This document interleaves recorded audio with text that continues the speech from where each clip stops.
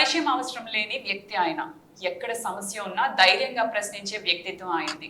ఆయనే మన అభిమాన నేత, Kakinada rural Janasena, TDP, BJP ఉమ్మడి కూటమి అభ్యర్థి, అందరికీ సుపరిచితులైన పంతం వెంకటేశ్వరరావు గారు, పంతం నానాజీ గారు. ఆయనతో నేటి రాజకీయ పరిస్థితులపై ముఖాముఖి. నమస్కారం సార్. సార్, కాకినాడ రూరల్ నియోజకవర్గంలో మీరు చేపడుతున్న ప్రచార కార్యక్రమాల్లో జనమంతా మీకు బ్రహ్మరథం పడుతున్నారు. దానిపైన మీ స్పందన ఏంటి? ఖచ్చితంగా వాస్తవం అయితే మన వెనకాల ఉన్న ఫోటో, మన ముందు ఎగురుతున్నటువంటి మన జెండా, ఈ రెండు ప్రజలు బ్రహ్మరథం కట్టడానికి 90% అయితే ఉన్న 10% మేము ఖచ్చితంగా 5 సంవత్సరాల పాటు రోడ్డు మీద నిలబడి ప్రతి సమస్య మీద మేము పోరాడింది ఒక 10%. సార్, మన కాకినాడ రూరల్ నియోజకవర్గంలో కరప మండలంతో కలిపి 6 నియోజకవర్గాలు. ఈ మొత్తం నియోజకవర్గాల్లో చాలా సమస్యలు ఉన్నాయి కదా సార్. వాటన్నిటినీ మీరు ఎలా సమస్యలపై ఎలా స్పందిద్దాం అనుకుంటున్నారు? ఎలాంటి ప్రణాళికతో ముందుకెళ్దాం అనుకుంటున్నారు? నా ఉద్దేశంలో మొట్టమొదటిది తక్షణ రిలీఫ్ ప్రజలకి కావాల్సింది మౌలిక సదుపాయాలు. మౌలిక సదుపాయాలు అంటే ఏంటి అనే ప్రశ్న ఉదయిస్తుంది చాలామంది ఆఫీసర్లని, రాజకీయ నాయకులు.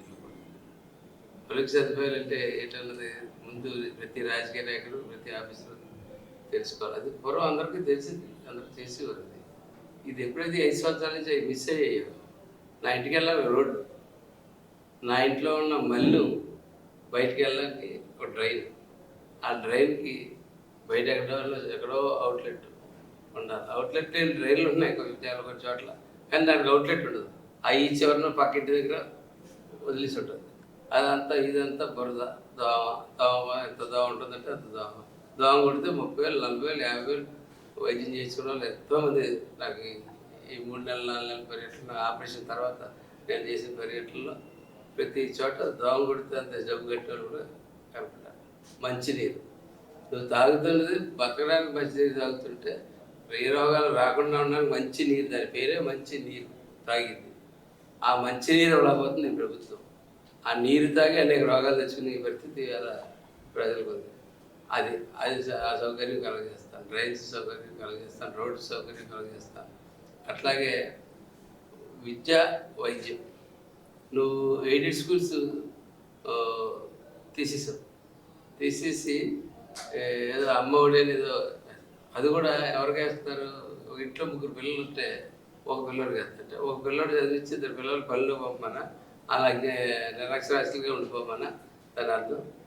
ఇద్దరు పంపించి 13,000 ఇచ్చినప్పుడు అవి అమ్మఒడికి ఇచ్చిన లోపల బాబు గుడ్డికి అయిపోతాయి. ఖచ్చితంగా సాయంత్రం వద్ద ఈ లోపల వాడేస్తారు. వాడేయడం వల్ల ఆ పిల్లలు చదివించట్లేదు. అక్కడ ఎయిడెడ్ స్కూల్ లేదు, గవర్నమెంట్ స్కూల్ స్టాండర్డ్స్ పెంచలేదు. కొన్నిట్లు పెంచారు కానీ తగ్గించేస్తారు గవర్నమెంట్ స్కూల్. ఇదివరకు విచ్చివరం పక్కన ఎక్కడ ఉండేది స్కూలు. అటువంటిది స్కూల్ వెళ్ళాలంటే 3-4 గ్రామాలు దాటి వెళ్ళే పరిస్థితి ఏర్పడింది. అలాగే కాకినాడలో బాలగుడి దగ్గరలో ఉన్నవాడు 2 టౌన్ అవతలకి మసీద్ దగ్గరికి స్కూల్కి వెళ్ళి పరిస్థితి. అంతే దూరాల్లో స్కూల్ వచ్చేది వరకు మనకి ఇంచుమించుగా వాటిలో స్కూల్ ఖచ్చితంగా ఉండేది. అవన్నిటి స్టాఫ్ లేదనో రకరకాల కారణాల వల్ల ఆ సైట్లు ఇంకో రకంగా వాడేసుకుని దాంట్లో ఆ స్కూల్స్ అన్నీ తీస్తారు. అవన్నీ రీఓపెన్ చేయించుకుని సరి చేయండి. వైద్యం విషయంలో గవర్నమెంట్ జనరల్ హాస్పిటల్లో చాలా మంచి డాక్టర్లు ఉన్నారు, కానీ సదుపాయాలు లేవు. వేగవంతమైన వైద్యం లేదు. సదుపాయాలు లేనప్పుడు వేగంగా వైద్యం చేయలేదు.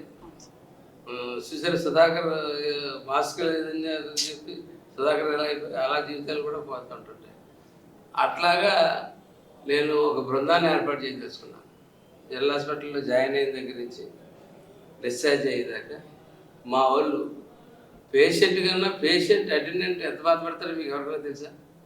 పేషెంట్ కనీసం మత్తులోనే ఉంటాడు, ఇంజక్షన్ చేసిన ఆ మత్తులోనే పడుకుని ఉంటాడు, ఆ మాత్రల మత్తులో. కానీ ఈ అటెండెంట్ ఈ స్లిప్ పట్టుకుని అక్కడ తిరిగి ఇక్కడ తిరిగి అలా తిరిగి భోజనాలకు మధ్య భోజనాలు పెడతారు. చాలామంది అందాజులు పెడతా ఉన్నారు. లేకపోతే కనీసం టాయిలెట్లు ఉండే వాళ్ళకి వెళ్ళడానికి, ఆ పేషెంట్ వదిలి వెళ్ళలేరు, ఉండడానికి.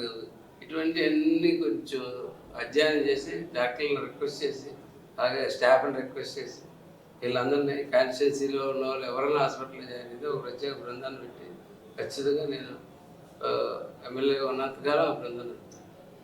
సార్, మన కాకినాడ రూరల్ నియోజకవర్గంలో పర్యాటకానికి ఎంతో అవకాశం ఉన్న ప్రాంతం ఇది. అయితే మనందరికీ తెలుసు పర్యాటక పరంగా అంత అభివృద్ధి లేదు అని. ఈ విషయంలో మీరు తీసుకునే ప్రణాళికలు ఏంటి సార్? నేను మొన్న నేను ఒక ఎజెండా కొట్టించా, లోకల్ మేనిఫెస్టో. అందులో చెప్తున్నాను కాకినాడ బీచ్ని అభివృద్ధి చేస్తాను, సుందరీకరణ చేస్తాను. అంటే పక్క నాకు పక్కన కానిచేసి మహానాయకుడు పవన్ కళ్యాణ్ గారు ఇక్కడి నుంచి ఉప్పాడ దాకా బీచ్ సుందరీకరణ చేస్తాం. ఆయన తలుచుకుంటే 5 నిమిషాలు పని, ఆయన పక్కన గ్రౌండ్లో నేను పని చేస్తాను చేసి. ఇవాళ సినిమాకి వెళ్ళాలంటే ఒక ఫ్యామిలీ సామాన్యంగా 2,000 అయిపోతుంది. తల్లిదండ్రులు కూడా తీసుకుని వెళ్ళి పిల్లల్ని తల్లిదండ్రులు అందరూ తీసుకెళ్తే ఇంటర్వెల్లో పాప్కార్న్ కొంటే 300 వెళ్ళిపోతుంది. ఆ స్థాయిలో ఇవాళ రేట్లు ఎలా ఉన్నాయి, 3,000 అవుతుంది. కాకినాడ లాంటి ప్లేస్లో కనీసం ఎంటర్టైన్మెంట్ లేదు. ఎంటర్టైన్మెంట్కి ఖచ్చితంగా బీచ్ సుందరీకరణ చేస్తాం. ఇదివరకు చిరంజీవి గారి టైంలో డబ్బు ఇచ్చారు, కానీ ఏం ప్రైవేట్ పరం చేసేసారు తర్వాత. కాబట్టి సుందరీకరణ చేస్తాను. అలాగే మన స్టేడియం ఉందో దాని స్టేడియంని డెవలప్ చేసి ఐపీఎల్ స్థాయి మ్యాచ్ ఆడే స్థాయికి తీసుకెళ్తాను. ఎందుకంటే కాకినాడకి వీళ్ళందరూ ఇవాళ వచ్చారు. వాళ్ళకి కాకినాడకి ఎప్పుడో సెకండ్ మెడ్రాస్ అని పేరు, కాకినాడ వచ్చి సెకండ్ మెడ్రాస్ అని పేరు. ఎక్కడెక్కడ ఫ్యాక్టరీస్ ఒక ప్యారడైజ్. ఇవాళ ఫ్యాక్టరీస్ నరకం అయిపోయింది. ఇక్కడ పిల్లలు ఎక్కడ ఉంటారు, వాళ్ళు ఎక్కడ ఉంటారు, కళ్ళ ముందే వాళ్ళు భూమి కబ్జా చేసేస్తూ ఉంటారు. వాళ్ళు ఏం చేయలేని పరిస్థితి. కాంపౌండ్ గారు చూసారా కాకినాడలో కాంపౌండ్ వాళ్ళు కట్టి వాళ్ళు డిమాండ్ పెరిగిపోయింది. వాళ్ళు కాకినాడ రూరల్లో కాంపౌండ్ వాళ్ళు కట్టి పరిశ్రమ చాలా అభివృద్ధి చెందింది. అన్ని పరిశ్రమలు కన్నా ఇవాళ బ్రహ్మాండమైన అభివృద్ధి చెందింది. ఎందుకంటే ఎక్కడెక్కడ ఉన్న పిల్లలు వరసలు పరుగుల మీద కాకినాడ వచ్చి కాంపౌండ్ వాళ్ళు కట్టించుకుని కొలుసుకుని ఇది నాది అని చెప్పి రాసుకుని పోతూ ఉన్నారు. అంత దారుణమైన పరిస్థితికి ఇవాళ కాకినాడ తీసుకొచ్చారు 2 భూ కబ్జాదారులు. అసలు ఎవరికి లేనటువంటి అదృష్టం కాకినాడ ప్రజలందరికీ ఉంది. నారద మహాముని ప్రతిష్ఠించినటువంటి గుడి సర్పవరంలో ఉంది. దాన్ని అభివృద్ధి చేస్తే ఖచ్చితంగా అది రేరు కేసు. నారద మహాముని అంటే మునిగా మహాముని, అటువంటి ఆయన ప్రతిష్ఠించింది. నారద గుండం కూడా ఉంది అక్కడ చెట్టుపేటలో. ఆ ఏరియాని డెవలప్ చేస్తే పర్యాటకులు అనేక మంది వస్తారు. మన సర్పవరం ఊర్లకి పోషణ చూసుకోక్కర్లేదు, వాళ్ళందరికీ ఏదో ఉపాధి ఖచ్చితంగా కలుగుతుంది. ఆ స్టేజ్కి వెళ్తుంది అది చేయగలిగితే. ఇటువంటి ఎవరు శ్రద్ధ పెట్టరు. ప్రధానమైన విషయం ఏంటంటే వచ్చిన దగ్గర నుంచి ఆ కంపెనీల చుట్టూతో తిరగడమే తప్ప అందులో ఏం రాలుతారు కంపెనీలు చిన్న తప్పు చేస్తారేమో వెంటనే పట్టుకోవడం, దాన్ని క్యాష్ చేసుకోవడం, క్యాష్ ఏమన్నా పొరపాటున యాక్సిడెంట్ అవుతుంది. యాక్సిడెంట్ అన్నది జనరల్ థింగ్. యాక్సిడెంట్ అవుతుంది. యాక్సిడెంట్ అయిన తర్వాత మేము పరామర్శించడానికి వెళ్తాం, బాధితుడికి 4 రూపాయలు ఇప్పించడానికి ప్రయత్నం చేస్తాం. ఈ బాధితుడితో పాటు ఈడు బాధితుడే అయిపోతున్నాడు. అతను 2 బాధితులకి ఇవ్వాల్సి వస్తుంది. కాన్స్టిట్యున్సీలో జరిగింది కాబట్టి అతను బాధ కలిగి అతనికి ఇవ్వాల్సి వస్తుంది, బాధితుడికి ఇవ్వాల్సి వస్తుంది. కంపెనీలో ఒక పరిస్థితి అది. అలాగే ఆ పొల్యూషన్ పీల్చుకుంటున్న మనకేమీ లేదు, మనకి ఉద్యోగాలు లేవు, ఏమీ లేవు. నువ్వే అన్ని కాంట్రాక్టులు తీసేసుకుంటావు, అన్ని కాంట్రాక్టులు మళ్ళీ ఇక్కడ వాళ్ళకి అన్ని విషయాలు తెలిసిపోతాయని చెప్పి నీ రంపచోడవరం నుంచి, బీహార్ నుంచి, ఒడిశా నుంచి, వెస్ట్ బెంగాల్ నుంచి తీసుకొచ్చి అదిలో పనులు పెట్టుకుంటాం. ఎగ్జాక్ట్లీ. ఇక్కడ ఉపాధి లేదు, కాలుష్యం పీల్చుకోవాల్సి వస్తుంది, ఇన్ని ఇబ్బందులు పడతాం. ఇండస్ట్రీస్ కావాలా, ఖచ్చితంగా కావాలి. కానీ ఇలా కాదు. ఇప్పుడు కూడా పొల్యూషన్ సరి చేసుకుంటా అవి పెద్దలకి ఇచ్చే డబ్బు పొల్యూషన్ సరి చేసుకోవడం పెట్టుకుంటే సరిపోతుంది. వీళ్ళకి ఇచ్చే డబ్బు అంతకుమించి ఇంకేం లేదు. అదే సార్, మీరు ప్రస్తావించినట్టుగా కంపెనీల గురించి, కాలుష్యం గురించి, కాకినాడ పరిసర ప్రాంతాల్లో ఈ పరిశ్రమల యొక్క కాలుష్యం ఈ మధ్య కాలంలో అధికమైపోయింది సార్. వాటి ఎఫెక్ట్ అటు బీచ్ పైన, ఇటు జనాల మీద, జనరల్ ప్లేసెస్ మీద కూడా పడుతుంది. దీని నివారణకి మీరు తీసుకునే చర్యలు ఏంటి? ఖచ్చితంగా ప్రతి ఫ్యాక్టరీకి ఇన్స్పెక్షన్ జరుగుతుంది. మేము రాజకీయంగా డబ్బులు ఆశించిన రోజు అది జరగదు. మేము అది ఆశించిన రోజు ఆశించాలనే రోజు ఖచ్చితంగా ఇన్స్పెక్షన్ జరుగుతుంది. వాళ్ళకి కూడా ఫ్యాక్టరీ వాళ్ళు కూడా నష్టం ఉండదు.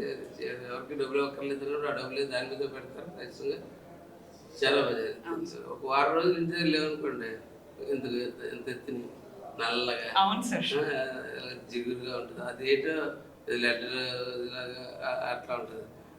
ఒక రాత్రి వదిలేస్తే సూర్యాపేట, లైట్ హౌస్, వలసగల ఆ ఏరియాల్లో రాత్రులు కళ్ళు మంటలు వస్తుంటాయి. పొద్దున చూస్తే ఇది నల్లగా ప్రతి ఊళ్ళ మీద వద్దుటే ఇది ఉంటుంది. ఇవన్నీ ఎవరు అడిగి లేడు, చేసి లేడు. ప్రభుత్వ యంత్రాంగం, ఫ్యాక్టరీ ఇన్స్పెక్టర్స్ అని ఉంటారు, వీళ్ళంతా ఉంటారు, పోలీసు కంట్రోల్ మెంబర్స్ కాకుండా ఇవన్నీ అడిగేవాళ్ళు. అసలు అడిగితే ఎవరికి అడగాలో కూడా తెలియని పరిస్థితి. అసలు చాలా అది నోరు ఎత్తితే పోలీస్ స్టేషన్ నుంచి ఫోన్ వస్తుంది. ఏదో గట్టిగా క్యాకులేసాడు అనుకో, పోలీస్ స్టేషన్ నుంచి ఫోన్ వస్తుంది. అయితే అక్కడ ఎత్తులకి తెల్ల పంచి కట్టుకుని తెల్ల చొక్కా వేసుకుని మర్యాద రామల్లా పోలీస్ స్టేషన్లో పోలీసులు ఇతరుంటాడు. నాకు అర్థం కురసాల సత్యనారాయణ అక్కడ కూర్చుంటాడు. కూర్చుని అతను పంచాయతీ చేస్తాడు. అసలు ఎవరు వీళ్ళు, ఎక్కడి నుంచి వచ్చారు, ఏ ఊరోళ్ళు, ఎవరు అడ్రస్ తెలియని మనుషులు వచ్చి ఇక్కడికి వచ్చి మా మీద ఎక్కి నాచి ఆడుతుంటే ఎంత బాధగా ఉంటుందో ఒకసారి ఆలోచించాను. సార్, ప్రతి సమస్య పైన ఎంతో అవగాహన ఉన్న వ్యక్తి మీరు. అయితే మరి మీరు ఈ కాకినాడ రూరల్ నియోజకవర్గ అభ్యర్థిగా మీకున్న ప్రత్యేకమైన ప్రణాళిక ఏమైనా ఉందా? నేను చెప్తాను కదా, విద్య, వైద్యం, మౌలిక సదుపాయాలు అన్నీ అందులోకి వచ్చేస్తాయి. మిగిలిన కష్టపడి సంపాదించుకోవాలి. తినడానికి వాడు మనిషి అన్నవాడు కష్టపడి సంపాదించుకోకపోతే కుదరదు. ఆ మాత్రం ఎక్సర్సైజ్ చేయకుండా కూర్చొని తినడం అంటే కుదరదు, కరెక్ట్ కాదు కూడా. విద్య, వైద్యం మనం గవర్నమెంట్ ఇచ్చి మౌలిక సదుపాయాలు చేసిన తర్వాత ఈ ఖర్చు చెప్పండి. వీడు ఇంటికి దారి వేసుకోవాల్సి వస్తుంది. ఐదు ముందు గ్రావెల్ తెచ్చుకొని దారి వేసుకోవాల్సి వస్తుంది. కాలం ఎవరు కూరని వీటి తవ్వించుకోవాల్సి వస్తుంది. మరి ఎక్స్ట్రా డబ్బు ఖర్చు అయిపోతుంది కదా వీటికి. అలాగే హాస్పిటల్కి వెళ్తే ఎక్కడికి వెళ్ళట్లేదు, అక్కడికి వెళ్ళట్లేదు, ఎక్కడికి వెళ్ళేవాడు తిప్పేవాడు పరిస్థితి ఎలాగైపోతుంది. అలాగే విద్య, నువ్వు ఎయిడెడ్ స్కూల్స్ అన్నీ ఎత్తిపారేసావు. ఎయిడెడ్ స్కూలే లేదు ఇప్పుడు. నువ్వు 13,000 ఇచ్చి నీ పిల్లలు ముగ్గురిని చదివించుకుంటే ఎలా చదివించుకుంటాడు? 13,000 వాడు ఒక పిల్లడికే ఇస్తారట.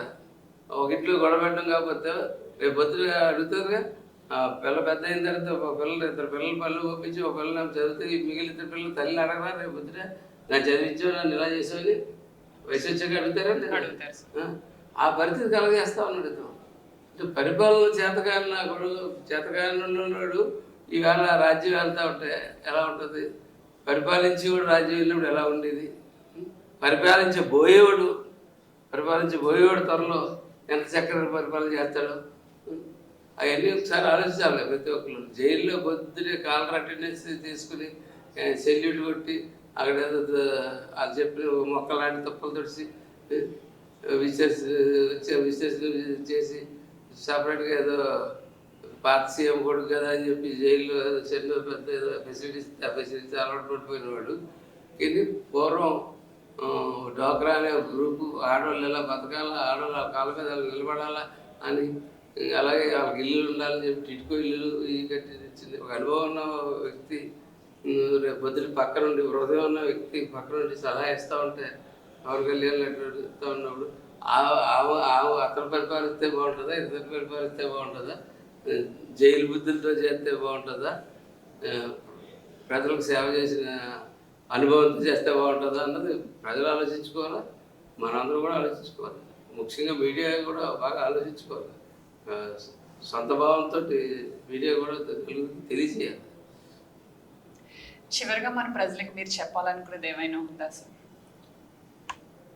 ఆలోచించి ఎవరు కరెక్టో ఆలోచించి మే 13వ తారీఖున జరగబోయే అసెంబ్లీ పార్లమెంట్ ఎన్నికల్లో అసెంబ్లీ అభ్యర్థి అయిన నాకు 6వ నెంబర్ మీద ఓటులాగా ఎలా నొక్కి ఓటు వేసి నన్ను గెలిపించే ప్రార్థన. అలాగే 9వ నెంబర్ మీద జంగల్ ఉదయ్ శ్రీనివాస్కి ఓటు వేసి గెలిపించాల్సిందిగా ప్రార్థిస్తాను. ఇదండి మన నేత పంతం వెంకటేశ్వరరావు గారు తన అంతరంగాన్ని, రాజకీయ పరిస్థితులపై స్పందనని మన ప్రేక్షకులతో పంచుకున్నారు కదా. ఈ కార్యక్రమం ఇంతటితో సమాప్తం. కూటమి అభ్యర్థులంతా అత్యధిక మెజారిటీతో గెలుపొందాలని మనస్ఫూర్తిగా కోరుకుంటూ నమస్కారం.